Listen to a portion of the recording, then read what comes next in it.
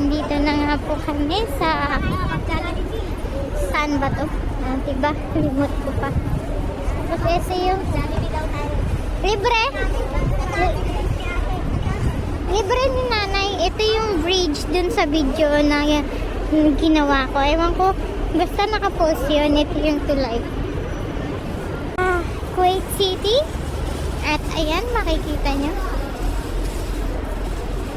Sa kabayan.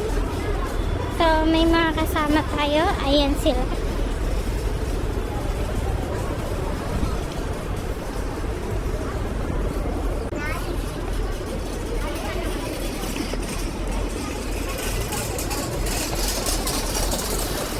May dalawa akong nanay na kasama. Ayan sila. Manglilibre yan. So, Sabado ngayon. Medyo matao for sure. Tapos, ayan, entrance. Anyway guys, nandito tayo sa Kuwait City kasi may titingnan akong gold. Oh, nakikita nyo ba yan, no? Oh, diba?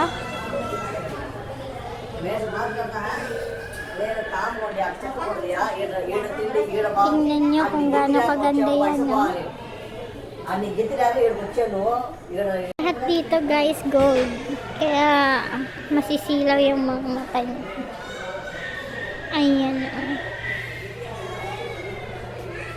So, iikotin natin ngayon lahat ng gold store ngayon dito. Ayan, lahat po yan store ng gold.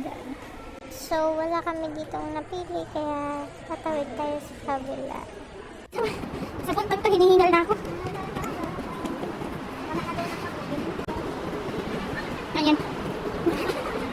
Nakakit pero ramdam ko ang hingal ko. Hingal na ako.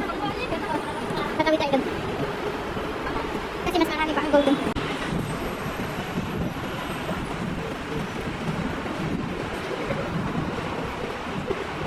Ano ba?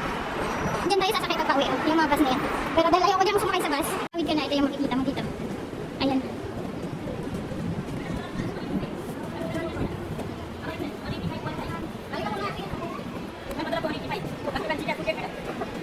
Para siya ano sa atin, kung tatawagin ko para siyang palengke sa yung may crowded place. Ito din ganito dito. So madami ng tao. Habang dilig ng patigil. Pasok tayo dito. Dito may alaras din. Ito, alarasan to eh. Ito ako bumili last time. Dito.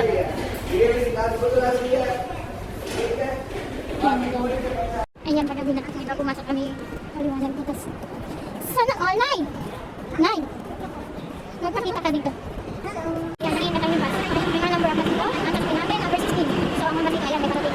15, tsaka 15 ulit, 103, 103. Tapos, 15 niya, 15, ang daming bus. Tapos, station tayo. Mga oras dito, so, ayan. Yung mga dito ay number 16, so, maghihintay tayo ng 16. Kasunod dito, number 18. Number 18! Okay, pati makakaulit, pili ka na tayo. Ganito yung number 18, sa atin, 16. Ayan, nasa loob na tayo ng bus at ito yung loob ng bus. Luma na to.